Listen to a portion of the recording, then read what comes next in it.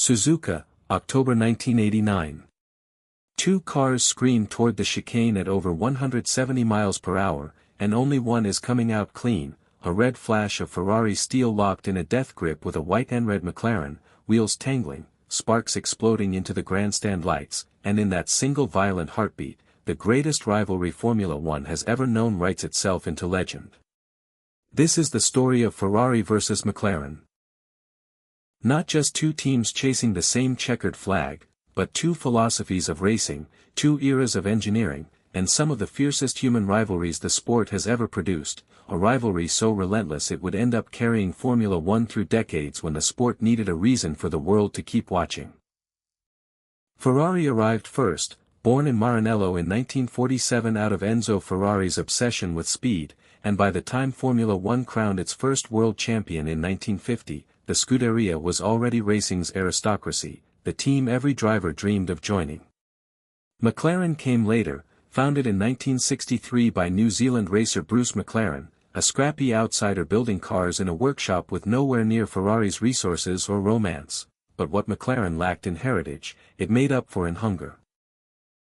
Through the 1970s, that hunger sharpened into open combat.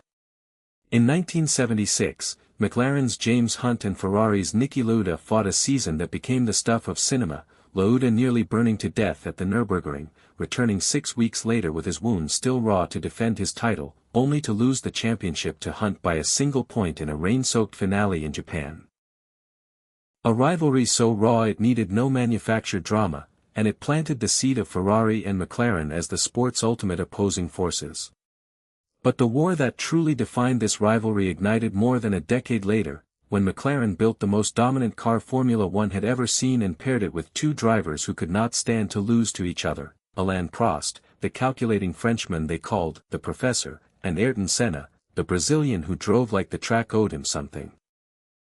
In 1988, they won 15 of 16 races between them, obliterating Ferrari and everyone else, but the partnership curdled fast, and by 1989 Senna and Prost were no longer teammates so much as enemies sharing a garage. That tension detonated at Suzuka, where Prost, sensing Senna would not yield, turned into him at the chicane. Both cars stopped, Senna restarted and crossed the line first only to be disqualified, handing Prost the title in a decision so controversial it still gets argued over today.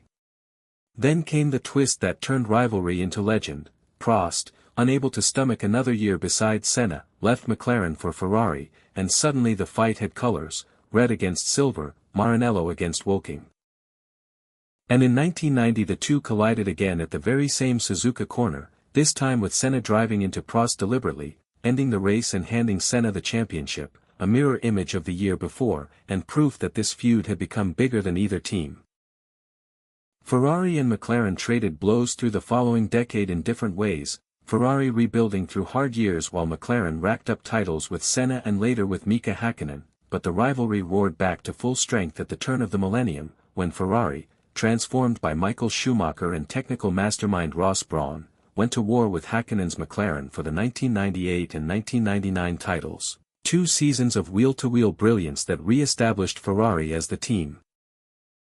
to beat and launched Schumacher toward a run of dominance that would define the 2000s.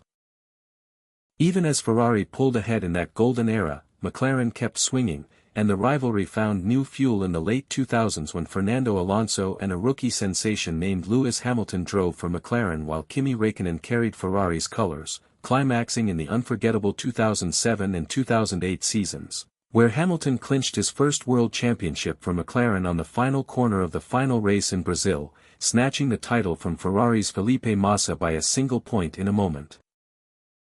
so tight that Massa's family celebrated a championship for mere seconds before the result flipped behind him. Through Spygate scandals, technical protests, and boardroom battles that spilled into courtrooms, Ferrari and McLaren never stopped measuring themselves against one another, because somewhere along the way this rivalry had become the emotional backbone of Formula One itself. The fixed-point fans could always return to even as regulations, engines, and eras changed around it.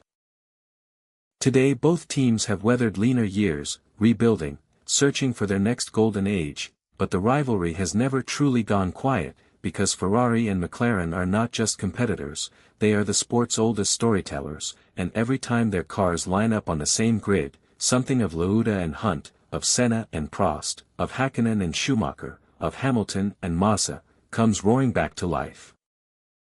And so we return to Suzuka, to that tangle of red and white metal on the tarmac in 1989, because that single moment of chaos was never really an ending, it was a promise that as long as there is a Ferrari and a McLaren on the same track, Formula One will always have a rivalry worth watching. Thanks so much for watching this story with us here on TrackTales. If you love racing history as much as we do, hit that subscribe button so you never miss the next chapter, because there are so many more stories from the track still waiting to be told.